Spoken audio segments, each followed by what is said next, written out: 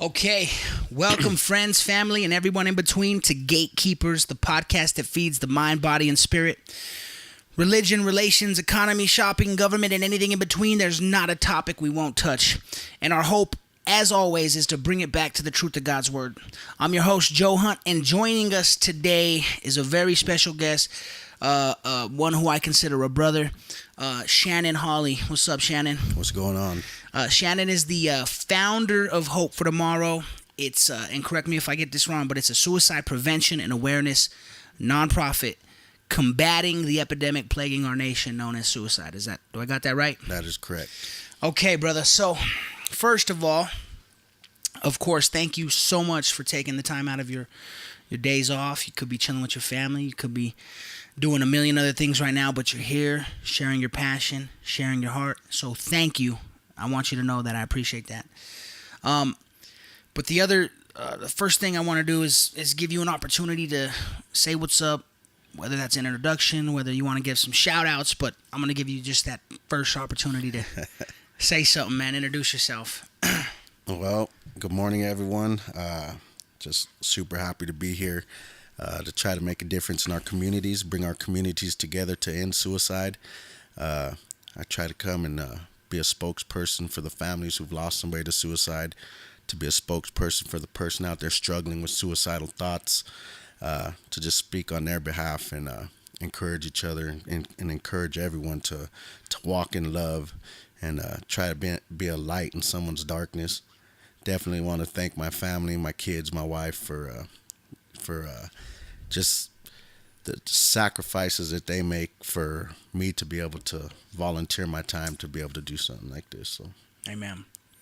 That's awesome, brother. Yeah, I know how it can take a strain on your family, your marriage, but when you have a deep conviction like that to change the society or to change the world, it does come with a sacrifice. So thank you, his family, for allowing him and thank you, God, because God's the one that put this in me to want to do it, and everything that I've done and everything that I'm going to continue to do is all because of God. So Amen, all the brother. glory goes to Him.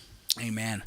Well, I think we would not do this podcast justice if we did not start with the origin story. Why are you doing what you're doing? What inspired you? What sparked you? What sparked this movement in you?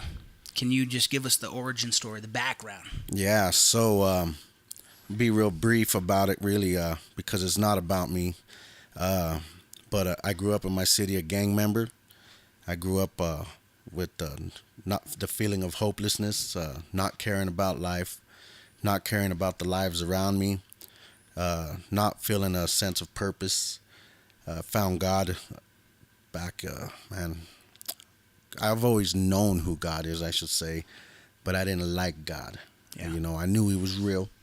I've always known He was real, but He was an enemy. I thought, why did you put me here to have to go through these things and live this lifestyle? And after growing up, I've realized that's all my own personal choices. It wasn't ever God. Mm-hmm. But I attempted suicide after I already found God, after I was trying to lead my family to God. Wow. There was many times while I was in the gangs and into the drug life that I felt really hopeless, and I would have a 9mm or a 380, whatever I had at the time, with a bullet chambered, and just rubbing my temple with it, and tears, just trying to build up the courage to pull that trigger, really. And I do say courage because, that's a huge decision, Right. and so I'm trying to build the courage to pull that trigger. Then I found God, and me and my family had Him, and one night circumstances got the best of me. I wasn't trusting in God the way I should have been trusting in Him. My family was falling apart right in front of me. That it was completely out of my control. The feeling of hopelessness there, the feeling of lack of control, being under the influence of alcohol, and the reason I had mentioned the gang stuff earlier is because that plays a key. I forced the police to shoot me. Wow. And I wanted to die at that moment. And when I walked out in front of them, I expected to die, and the alcohol gave me the courage to carry out that plan. Yeah. I had part of me on my shoulder, the good little angel, the little devil dude. They were both there, right. One on each shoulder, and one of them saying, "Shannon, what are you doing? What are you doing? Think of your kids. Think of your family." Yeah. And the devil, and with the alcohol in me was just really trumping anything that angel was telling me. And I built that courage up, and they thought I had a weapon on me, and I led them to believe that I was armed with the firearm. They offered me several times and told me to put the weapon down.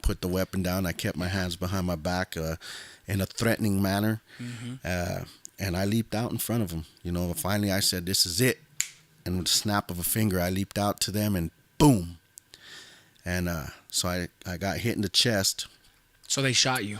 Yeah. So it gets so they shot me with the less lethal round. I got to clarify that. Okay. So this wasn't like they had an opportunity to take a menace out, a gang member out, a person who's caused trouble throughout his community and was well known. If somebody went into the police station and said Shannon Hawley, the officers knew who he was, and it wasn't a good thing. You had a bad reputation. Awful, horrible reputation, and I took pride of that when I was younger and I was in the gangs, and so they had an opportunity to get rid of a menace in this community. Right. And when that round hit me, I flew back, I hit the wall, and again I was under the influence, so I looked down and I'm bleeding, from my chest, blown out of my shoes. But I realized in that split second after I got hit in the chest that I did not want to die. Wow. Yeah. Wow. I realized that I made a huge mistake, that's not what I wanted. Yeah. And, I really wanted to just be like, time out. Yeah. This was a joke, rewind, But at the time, I didn't realize it was a less lethal round that hit me. I just heard a bang and seen some fire coming out of it. In your mind, you're dying. Right. In my mind, I'm freaking hit and dying. I need to get the heck out of there. That was so I took off running because I didn't want to get hit again. I knew that was a horrible choice. Right. And I say that because a lot of people, they they want the pain to end. They don't really want to die, but they want the pain to end. And a lot of people don't get the opportunity to be like, "Oh, time out." Yeah. They don't get the opportunity to run. Right. What's done is done, and it's permanent.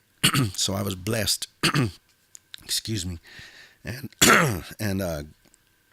God, he opened my eyes up. And, I ended up in jail looking at all these charges and stuff. And I was angry for a little bit that I had survived, but I was happy deep down that I had survived. And I ended up locked up, and I was doing some time and waiting on trial. And while I was waiting on trial... So at this point, you're happy you're not dead? To an extent, yeah. There's still frustrations. You're still overwhelmed with life. So the alcohol was still in me. So I do recall telling her, "Man, you guys had one job, yada, yada," and just being real ignorant. Right. But deep down inside, I was just you like, were happy as soon as the sobriety and all that kicked in, I was just like, "Oh, thank God, man. Yeah, thank God that I am still alive." I do not, no matter how bad things get in this world, I don't ever want to go down that route again. And so while I was locked up and doing this time, I reconnected with God. And I started leading Bible verses in there and a prayer table, and then and next we're doing Bible studies and this and that on a nightly basis. And my beautiful wife was out here, and she was struggling with her own demons. Yeah. And so as she was struggling with her demons, she made an attempt on her life. Wow. And I'm locked up, and I'm hearing about this stuff. And the sense of helplessness that I'm feeling, that, I love this woman. This is my wife. All I wanted was for my family to be together, to grow together. Not no gang stuff, not no drug stuff, nothing. To grow as a family closer to God. That's what the purpose was from the beginning. And the devil came in. We weren't ready. Right. And, anyhow, she made an attempt on her life. My daughter also made an attempt on her life. All at a within the different same time, or is this? Yeah, at a different time. Okay, It was within time apart, and for different reasons. Yeah. I got to clarify that my daughter who attempted that she has a different mom than my wife. Yeah. So, but they're both struggling with the deals that they were going through. My wife, God put so she was left unconscious and overdosed on pills. Okay. And so her grandma, for some reason, just felt that she needed to go check on her and went and found her and was able to call 911. My daughter, pills as well. She ate them. Her body rejected them. She threw them up right away. Wow. And so you've had quite a few encounters with this spirit of suicide, this ugly spirit, this disease, whatever it is, this overwhelming depression. So you have actually been fighting against this thing even way before you put a nonprofit together, and most definitely you have experience in this thing. So yeah, I've experienced it, and I'm there. We're humans, and life sucks sometimes. There's no doubt about it. Anybody who's grown up, and even our little younger generation, they'll tell you there's days that life just sucks. Yeah. And sometimes those thoughts come into our head, and Right. that's normal. It's there's a stigma that goes around that makes us think that we can't talk to somebody because we're crazy, or this or that. But it's normal to feel that way. Yeah. What's not normal and not healthy is to try to carry that out. We want to talk to people. I'm going to stop you there before we get into that side of it. Yeah. Because we are going to get into that side of it. Just finish up the origin story. Great. Yeah. So anyhow, while I was in there, my wife survived. My daughter survived. I kept praying to God. I was just thanking him. I was praying for my family continuously on a daily. And I was thinking, and I was like, all right, God, what can I do to get rid of this gang past, to get rid of this, but to actually make a difference, to use the stresses and the problems and the issues and the things that I've faced and the stuff I even put myself through to help someone else to not go through that. Right. And so I started thinking, I'm going to put together a car show when I get out. I'm going to have some music. I'm going to get some people to talk about how they survived this, and we'll make an event out of this and bring awareness. Well, I got out. And I was blessed. God blessed me. I took everything to trial. I ended up with 7.5 years community correction, or 7 years community correction. Okay. Did everything I was supposed to do, and have gradually been working my way out of the system. Amen. But I talked to some people about this vision that God had gave me, and talked to a few pastors. They weren't really interested in it at the time. I talked to my friend Luis Morales. He's president of the Bullies Car Club, and he's like, man, that sounds great. It's going to take a lot of planning, though. If you want to do this, we're in, but you need to have a planning for at least a year in advance. Yeah. And I'm totally inexperienced with anything like that. And so it got put on the back burner. And then last year, I lost a friend to suicide. And I didn't know him my whole life. He wasn't that lifetime, best time friend, but the time that I got to know him and work with him, and he became a really good friend, and I really valued him, and I lost him to suicide. And then the questions come into your head. You're like, what didn't I see? What, I missed this. So you had interaction with him every day on a daily basis. Yeah. Was he if you don't mind me asking, like a coworker or a? Yeah, I worked with him as well, family. Okay. And because I know you spend a lot of time with your coworkers. You almost spend more time with your coworkers than you do your family. In my case, I do 12-hour shifts. I know you do 12-hour shifts, and so a lot of the times you gain strong relationships with people you work with. So, absolutely. So this guy took his life and what? Yeah, so he took his life, and I went to the services, and my heart was just broken for his family, that because the questions I had, I'm sure they were feeling as well, and my heart just ached for them. And then we got home from the services, and I think it was maybe 2 weeks later, here in Weld County in the school district 6, we had three students within a week's time take their lives in school district 6. Wow. And I started thinking, I was like, God, we need to do something. And I started praying, God, what can we do? And he's like, I gave you a plan. Yeah. Do something. And so I actually called Joe. I messaged Joe. I messaged you up. I messaged Dennis up, Yep. and I was like, hey, I send you guys the link, and I asked, how do I get this started? You know, this is what I want to do. I brought the vision to you guys. You guys said, you know what, we're in 100%, and so I started thinking of names and praying about names. Yeah. And for an event, never an organization. It was always just going to be an event at the time, and then Hope for Tomorrow came up in my prayers, and I was like, what a great fitting, you know, because we all need that hope for tomorrow. We need somebody to come in and love us and give us hope so that we can cling on to, you know, that's what life is just clinging on to the life, or to the hope for tomorrow, you know. Yeah. If we lose hope in that, then we don't that's when we want to end it all, you know. So we want that hope. And so I had a Hope for Tomorrow event that was going to kick off, and you know, long story short, Hope for Tomorrow turned into an organization. The first event turned into a celebration of life event. Right. And God's plan was seen through. Yeah. And I was going to, when introducing you, I was going to tell how we met, but I didn't want to take away from the origin story. But yeah, you did reach out to me, and I can tell you that event last year was a huge success, in my opinion. Not only in volume and the amount of people we were able to put in a room. Well, we talked about this taboo subject, this demonized subject. But personally, I was able to talk to a few people about the issue and encourage them that, like you said, there is hope for tomorrow. So I felt like it was a success numerically, but also in the quality of care we were able to give, and the quality of conversations that took place there, because it is a taboo subject. It is. Nobody talks to you as a kid about this, or in middle school or in high school.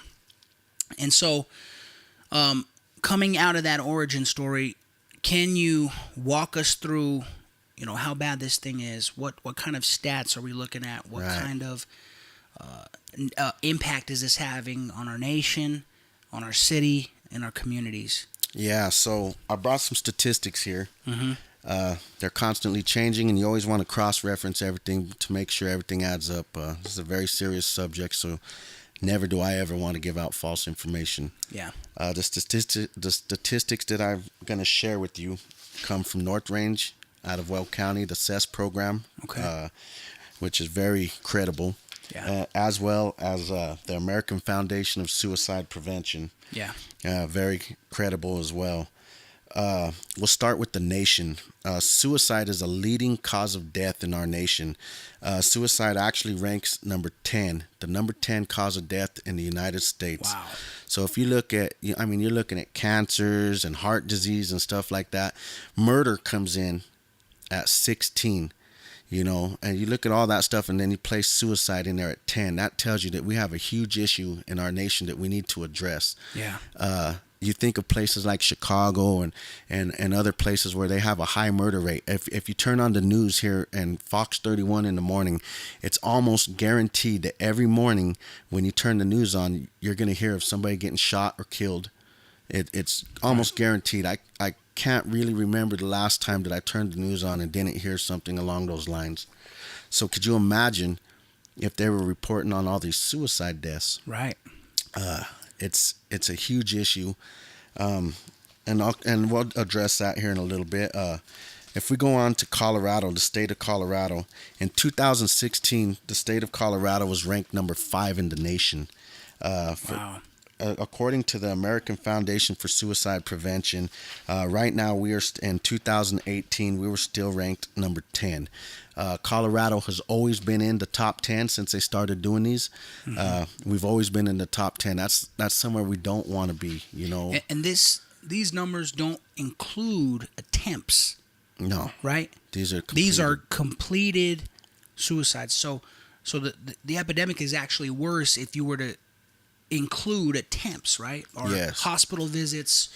So it's actually even a bigger issue, but on paper, the completed amount of suicides is still alarming in itself. Yes. And one thing I want to say about these statistics is and this is very, very, very important, is these are more than just numbers. These Yeah, this these is are lives. this was someone's brother. This Right. was someone's sister, someone's mom, dad, daughter. You know, this was somebody's friend. You know, so these are way more than numbers. And when we start looking at them more than numbers and start Right. putting a face to them, then we see the issue with it. Right. So, and last year in Colorado, there were, according to American Foundation for Suicide Prevention, there was 1,168 deaths in Colorado. Nationally, there was 44,965. It is the second leading cause of death for ages 15 to 44. It is the sixth leading cause of death for ages 55 to 64. It is the fourth leading cause of death for ages 45 to 54, and 16th leading cause of death for ages 65 and older. So on average, if you look at these numbers and what they're saying, on average, one person dies by suicide every 8 hours in our state. Oh my God. Just in Colorado alone. In Colorado alone. Wow. In Colorado alone. So if you look at the state or the national statistics, again, there was in 2017 there was 47,173 Americans who died by suicide. Oh my goodness. In 2017 there were an estimated, and that's estimated. You know, there's drug overdoses. There's all kinds of other things that you can put into play that you can't really prove or tie to it, so it has to be an estimated number. But there was an estimated 1,400,000 suicide attempts in our nation. Oh my God. So I mean, this is huge. If we go into Weld County, that's where I'm from. That's where Hope for Tomorrow is at the moment. Yeah. And I do plan on for our Hope for Tomorrow to expand throughout the state. Yeah. Here's some additional facts. Actually, I'll share with you right quick about the United States. Is that the rate of suicide is highest in middle-aged white men in particular. Yeah. In 2017, men died by suicide 3.5 times more often than women. On average, there were 129 suicides per day. Oh my God. And in 2017, firearms accounted for 50.5% of all deaths. Okay. And Weld County, again, this is going to be for 2018. Weld County, there were 59 suicides last year. The ages are on here, but Last year in 2018. yeah, in 2018, I do have the ages. Just in your county young. alone, right? Just in Weld County alone. You know, the ages are pretty. The youngest one was very young. Okay. The ages go all the way up to 96 years old. Okay, so prior to talking about prevention and awareness, I have a couple of questions on these numbers. So Yeah. you said that 3.5 men die by suicide 3.5 more times than women. So the trends are showing us that men are killing themselves higher than women. Why do you think that is? So anything I can offer is going to be opinion. My opinion on that. It's important to know that women actually attempt more than men. Okay. The reason being that men are so successful is, as with my daughters, as I spoke, and my wife, they took pills. Right. So it was not as violently lethal. I mean, I guess it's just as lethal, but not as violent. Violent as what a gunshot wound would be. Whereas men are more likely to use a gunshot, and I'm reading here gun. that it's about 50% of all suicides are by firearms. Yes. And then 30%, or I'm sorry, about 30% hangings or suffocation, and then 14% is about poisoning. Yes. Okay. And so if you think, if we go back to my wife and my daughter, someone was able to find them, and get them to the help that they needed. Or my daughter, her body was able to reject what she had put into it. Okay. Whereas a gunshot is going to be way more lethal. Right. I'm not here to say, guns are bad and this and listen, that. it would be irresponsible of us not to ask that question. Is banning weapons a legitimate conversation when talking about prevention? And I, for one, love my Second Amendment right, and I would not join that bandwagon. But you, as someone who's continually looking at these numbers and fighting for prevention and awareness, is that a conversation? So again, this is my own personal opinion, but I don't believe banning weapons is a solution. I believe putting the help out there and financing the help that needs to be that is needed to help somebody in the middle of a crisis to get rid of the stigma and having people talk about it. That's where the solution comes in. Okay. The gun is just a tool. The real problem is what the person is facing. It'd be a knife. If it wasn't a knife, you'd be jumping off buildings. It's not how they're doing it. It's the why, right? Absolutely. Okay. Before we go on again to prevention and awareness, the numbers on the age groups. So it looks like leading is adults between 45 and 54. Are we seeing a shift in the younger kids taking life? Is this number changing, or is it still the middle-aged men leading that group? So, unfortunately, we are seeing a shift of the rising of juveniles taking their life. Right. Again, on my personal opinion, why middle-aged men would be more likely to do it, I believe that we've grown up in a time where it's not okay to as a man to express how you feel inside. We're supposed to be pull your boots up by the leather strap and just chin up and freaking get through it and face it and bottle it all up. Yeah, exactly. And sometimes things are too much to bottle up, and if we don't talk about it, then we're just letting a tiny little snowball turn into an avalanche. Right. Okay. Those were my main questions regarding these stats. Now I want to talk about and the reason why you're so fired up and passionate about this is prevention, awareness. Absolutely. So let's get into that. Let me go through my agenda here real quick, make sure I didn't miss anything. Okay. So what are we doing? What do we need to do? What do you need to do? How do we fight this, man? Because it sounds like it's not going away. And based off the numbers that you've read to us, it's a problem. I mean, it's the 10th leading cause in the U.S. That's crazy. It beats murder. So what can we do? First things first, I believe we got to break the stigma. Yeah. We gotta. If you could talk to your kids about them, and the kids being able to talk to you and be like, okay, things, you're not gonna feel good. You got a cold. You got a flu.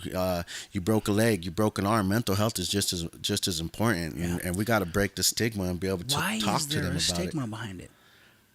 Why do you think? I mean, your opinion. Yeah. Because obviously we don't have the answer to these questions, but you studying it and now fighting it, what would you attribute it to? Where does the stigma come from?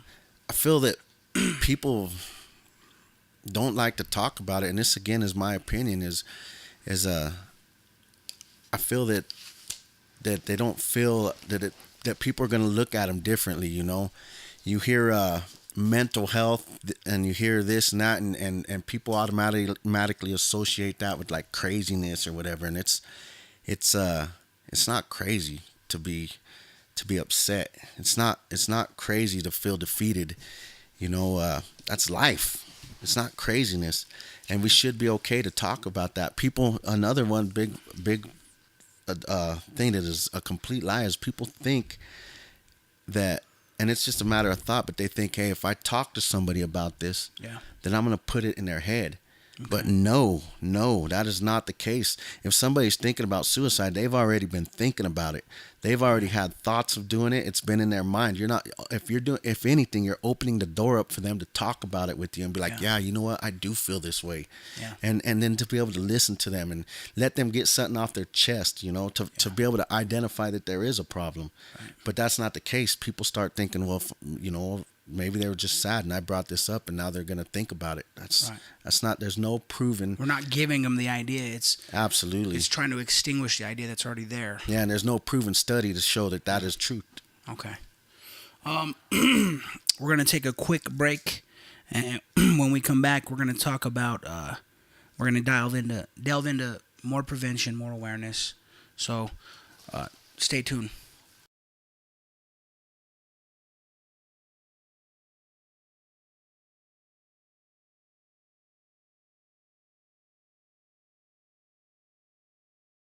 Okay, welcome back, everybody. We left off talking about seeing this shift now in the age. I know the statistics said that the leading or the highest suicide rate was among adults between 45 and 54. So we're seeing a shift. You would agree with that? Yes. In youngers now. Why do you think we're seeing this shift, or what are your thoughts about this shift we're seeing? So my thoughts are, I believe that technology has a lot to do with it. My personal beliefs are that adults, parents, we're trying so hard to make a living, to own that house and that vehicle that we need to be in. And Colorado's not cheap to live in. So we're tunnel visioned. Right. We're tunnel visioned on work and paying bills, and then most jobs you get maybe 2 days off if you're lucky. And so on those 2 days, you're going to get a day of rest. And then, you got a bunch of stuff around the house that needs to be done. Right. You don't have as many stay-at-home moms. The moms are out working, being members of the team here to financially build. So technology we're leaving our kids to be taught and watched by technology. Yeah. And I believe that they're not learning the basic instincts of survival. They're not interacting. They're not having the social skills built that are needed that we need in life to survive. Yeah. I really believe that we need to slow down in life. We need to make time for our loved ones. We need to teach those values. We need to. We also, as adults, need to remember that. Our kids might be hurt and upset by something going on, and we might downplay it because we've already been through it. But we got to remember that at one time in our life, that was a huge crisis as well. Right. So we got to treat it as it's important. There's a lot of stuff that goes alongside of that. I just really believe we need to slow down and take time to love each other. We need to take time to raise our kids. We need to get them away from those social media. Right. Kids cannot make a mistake in life at all anymore without it being blasted all over social media. The stresses of that, the stress of trying to fit in, the stress of it not being okay to be different. Yeah. So much stressors out there. And then again, it comes back to that stigma. We need to talk to our kids and let them know, hey, it's okay to not be all right. But I need you to understand that if you don't feel comfortable talking with me, that you could talk with so-and-so and I'll take you. Yeah. And that you don't have to feel like you're a bad person for that, because it's normal. It's normal to not feel like that. We need to slow down and just be a part of each other's lives. Right. So what is Hope for Tomorrow doing to combat this evil? So we host educational things like QPR training. Okay. The QPR training is a gatekeeper training type deal that teaches you to question, persuade, and refer somebody to keep them out of a crisis and to help keep them alive. It holds the same merits as CPR and is recognized nationwide. It's really great information, Okay. So we host those. We'll actually be doing the teaching of those coming up very soon. We do a lot of community outreach and events to bring awareness and education. Yeah. We collaborate with other suicide prevention organizations and businesses throughout the community to help make this stuff possible. And before I forget, I want to give your Facebook a plug. It's Hope for Tomorrow on Facebook, at Hope for _2 Morrow, the number 2, and then MORROW. Is that correct? That is correct. And so, if people want to get involved or if people want to join these classes, they can go find this information on your Facebook page. Absolutely. And the amazing thing about Hope for Tomorrow is there's already over 1,000 followers of Wow. Hope for Tomorrow from all over the world. Yeah, that's I mean, the amazing. stuff that we're sharing and the resources we're sharing are going all over the world, different countries, all over the United States. Right. Colorado's a small fraction of the people who are actually a part of that, and it's important that I let people know that Hope for Tomorrow is more than just a name. It's more than an organization. It's more than me. It's more than the people who help. It's a community. It's you. Yeah. It's you, the person who wants to reach out and touch somebody and lift them up. It's a family. Okay. So outside of the CBR training, or what was it called again? QPR. QPR training. What other things is Hope for Tomorrow doing to combat this evil? So last year we had our first celebration of a life event. Yeah. That's the one I went to, right? Yes. That thing was amazing. Yeah, we reached about 2,000 people. We Yeah. had a huge car show. Yeah. We had testimonies of people who've lost family members to suicide, and we're able to talk to people. We had resource booths set up everywhere. Right. This year, in September 21st, we're having our second annual celebration of life. And we're hoping to draw just as big of a crowd. The crowd is important in a situation like this because that's how you educate. You know, the more people are that are there, the more people are educated, the more people are aware. Educate. Yeah. So so that is key. Now, I'm a fiery Christian, right?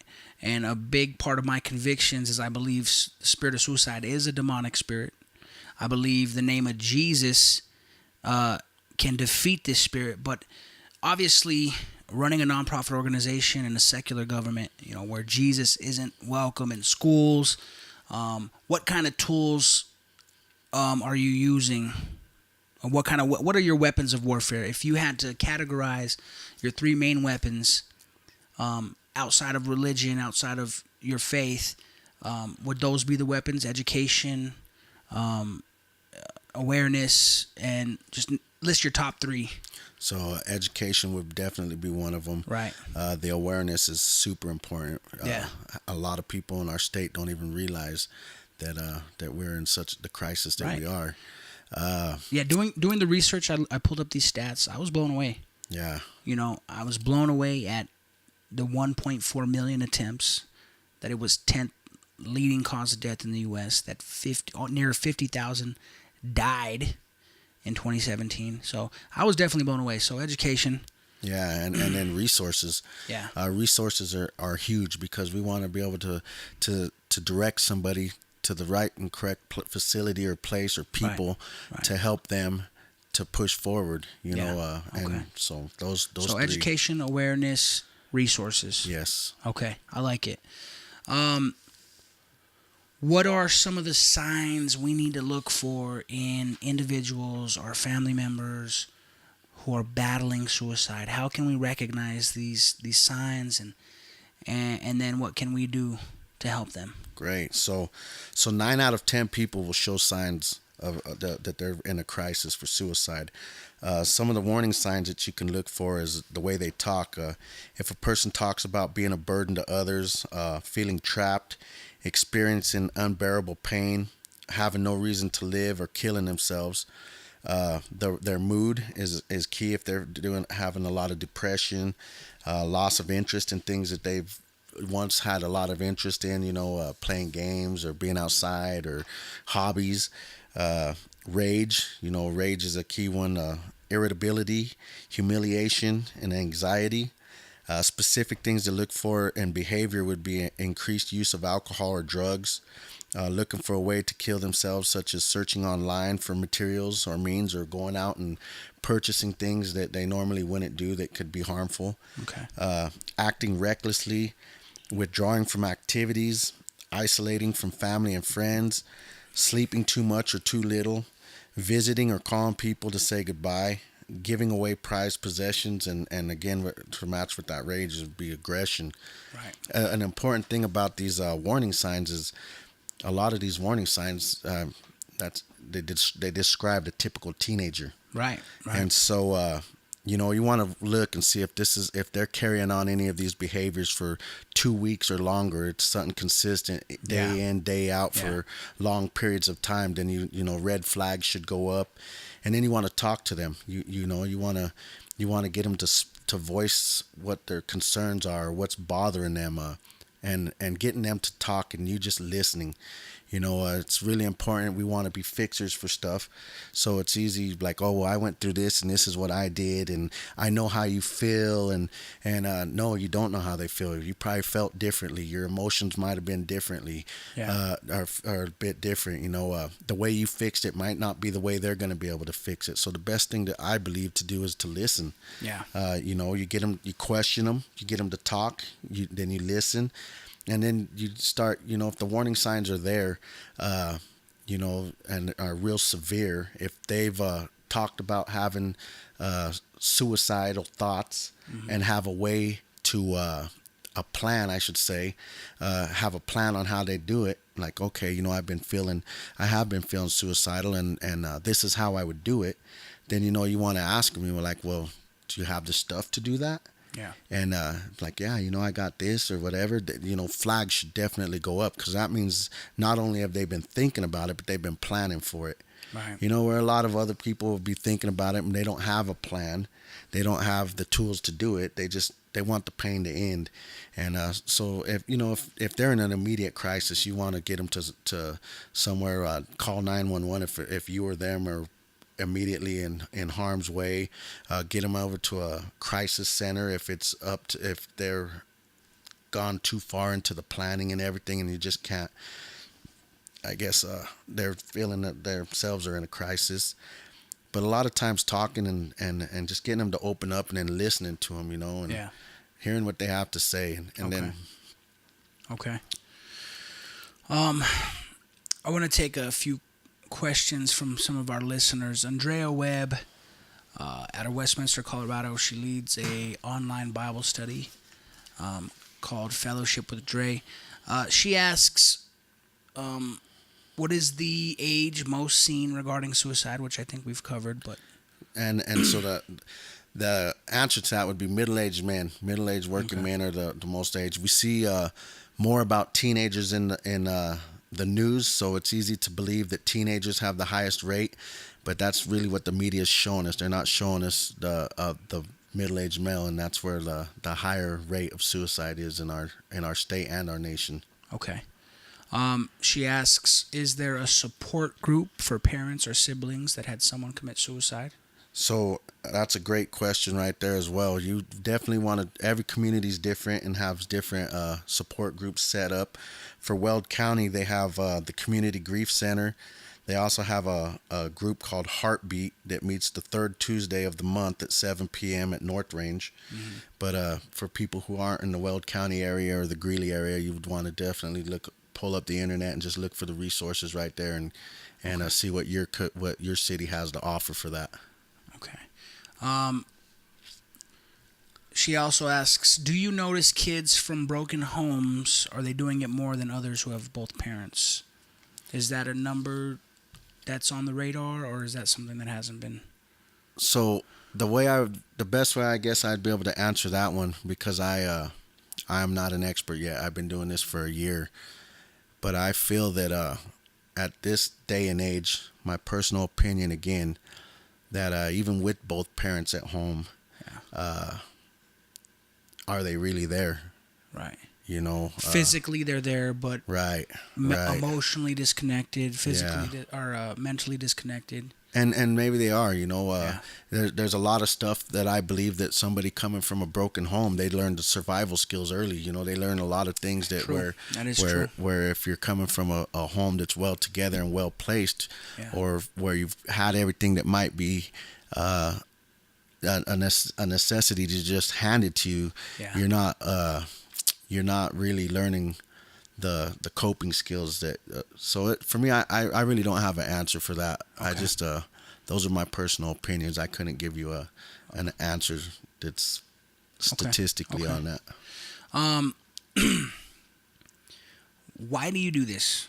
Are you being compensated? Are you being paid? What benefit is there to you And yeah, why do you do this, bro? So the reason I'm doing this is because right now, out there somewhere in our city, someone probably close to us, someone is hurting. Someone is feeling like there's no hope for tomorrow. Someone's feeling like that their life doesn't matter.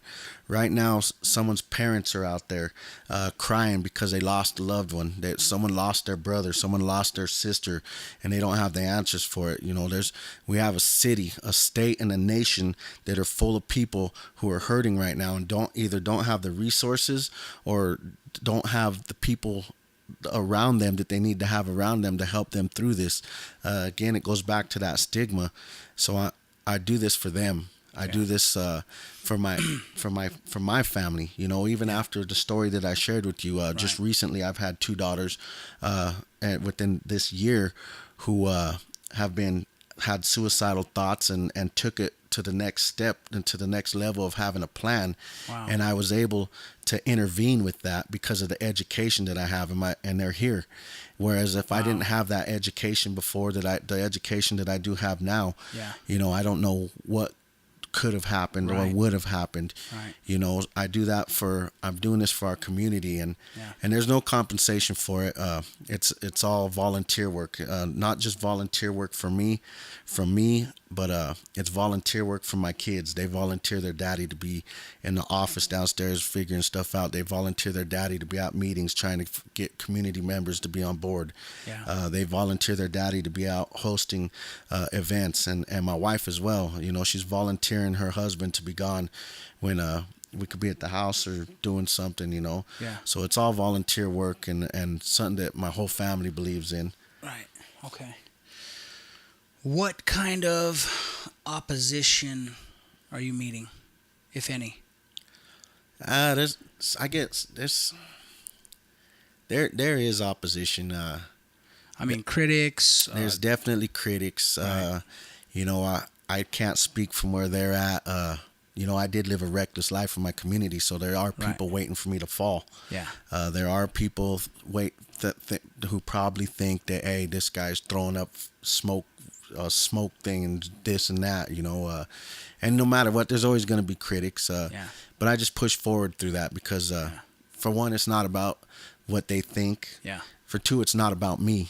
Yeah. It's about what we could do for the community. Right. And over time, I'll gain their trust. My city has no reason to trust me right now. I've been a problem in it for a lot of years growing up. Yeah. And so in time those relationships will be there. But for the most part, Weld County and Colorado has been amazing. Wyoming, so many people came from Wyoming for this last event. Yeah. All the people who follow the Hope for Tomorrow page are out there from all over the world, the globe. They're just super supportive and super amazing. So very encouraging. Let's highlight this next event you have. I'm reading the flyer here. Second Annual Celebration of Life, September 21st, 2019. Is there anything you want to address to that or promote or anything? Yeah, so it's going to be great. Last year's event was huge. If you made it, you've seen that it was good. We learned a lot from the last year's event. I asked a lot of questions on what we could do different. We're doing a lot of things differently this year that are going to be better.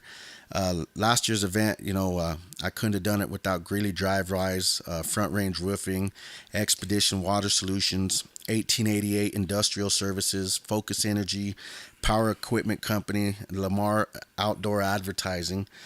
We had a race last year that we couldn't have done without the Bank of Colorado or Naranjo Civil Constructors, Flood and Peterson, The Human Being, and even Fusion Field Services. They because of them and the vision that I had, it was able to come to life. And so this year, if there's any sponsors out there or people who want to be involved in this, it's gonna be great. We're gonna have live music, dance performances. DJ Stacks from KS 107.5 will be there on the DJing it, so that's going to be really cool. Come on down and see what he's got going on. There's going to be a wide variety of music, and it's just going to be a good time to bring awareness. The important thing about this is that we're bringing awareness but we're also celebrating the lives of our friends and our family members that we've lost to suicide, And so Yeah. if you have a picture you want to bring and contribute to this and just remember, memorialize and Yeah. bring your pictures and come celebrate the lives that we've lost and celebrate the lives that are still here. Yeah. Okay. And that's September 21st, 2019. And that will be the Island Grove Event Center in Greeley, Colorado. Yes. Okay. Yeah, and if you got any kind of cars, the car shows for anything. If you got lowriders, hot rods, motorcycles, bikes, you got a nice new car that you just brought off the showroom floor, polish it up, bring it down, show it off, show your support, and just bring your wheels in.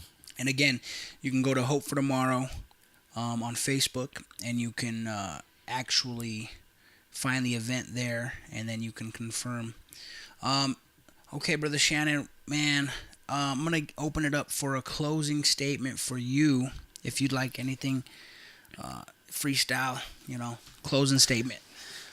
So what I'd like to say is suicide is an issue not only in our city, not only in our county, not only in our state, but in our nation. And it's going to take more than one person to stop this. This is a battle that we're all in as a community, that we need to come together. We need to lift each other up. We need to build each other up. We need to educate each other. We need to see that hurting co-member or coworker, or that hurting student at school, that your fellow students or whoever it may be, of hurting family member. We need to put our hands on their shoulder, and we need to encourage them that things will get better. Things will get better. Everything will be different a year from now. Nothing will be the same. We're just in a small cycle, a small storm that we might be going through, but you never know what greatness that God has in store for your life unless you see through that storm. If you go through that storm. And suicide, if you complete suicide, you cannot take that back. You cannot take that back. You are gone. Yeah. And the repercussions that come with that, there's a tidal wave of people whose lives will never ever be the same. The holidays will never be the same without you. Birthdays will never be the same. Every day waking up is going to be a hard day for the people who love you. And if you feel that you aren't loved, just know that you are loved. You mean the world to somebody right now, and you just gotta just not focus so much on the shadows in life that you overlook all the light that surrounds you. You're loved. You're needed in this world. The world wouldn't be the same without you. I've got a list of resources right here that I would like to share real quick. Yes, please do. That are very important to reach out to.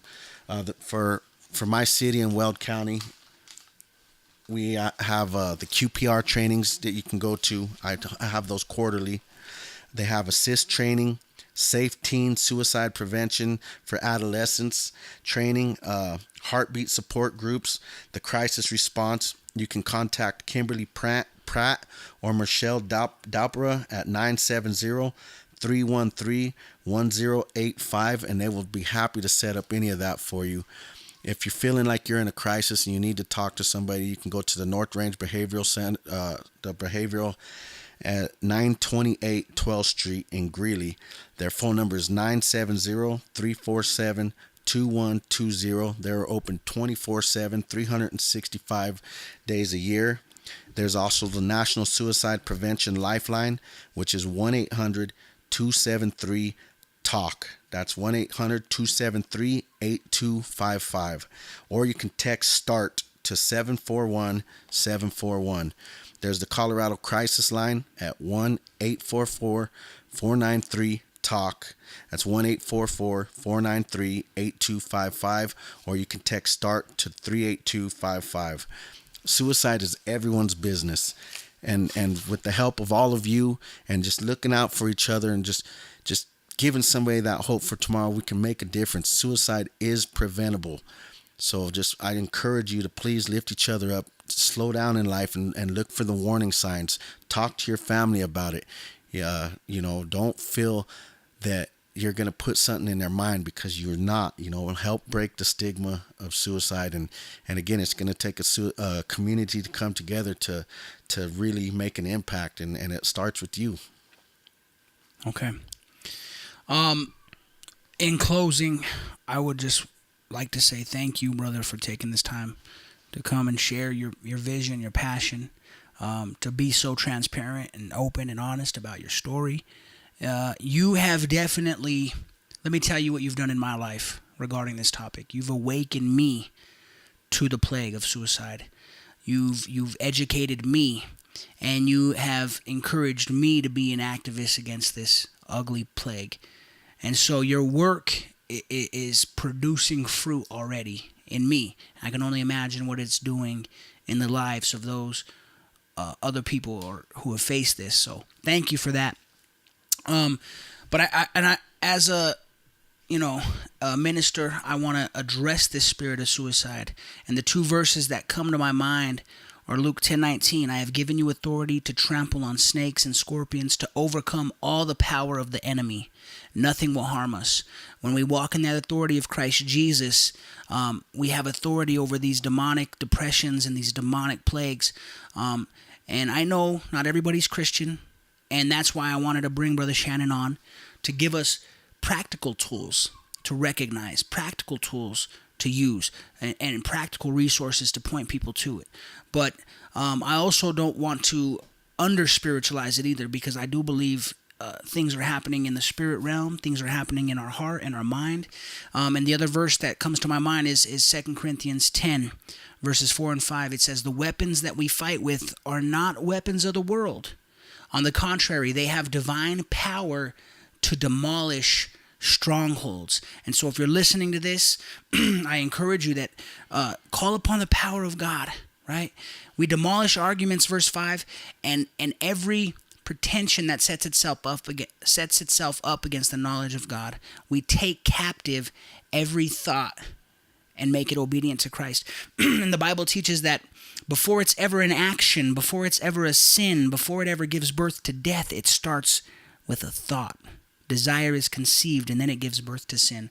But the Bible teaches that if we take these thoughts captive and filter it through the Word of God and bring it into submission to the power of Jesus Christ, that we have divine power to demolish these strongholds. And so I would just encourage my listeners and all those struggling with this, there is a spiritual side to this.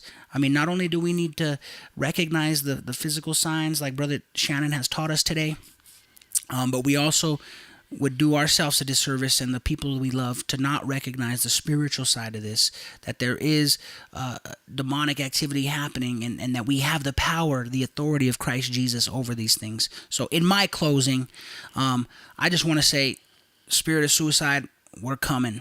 God is rising up leaders like Brother Shannon, educating them, and we're coming, and we're going to fight against this with every breath in our lungs until the day we are in heaven. We are going to fight this thing, and hopefully we can make a difference.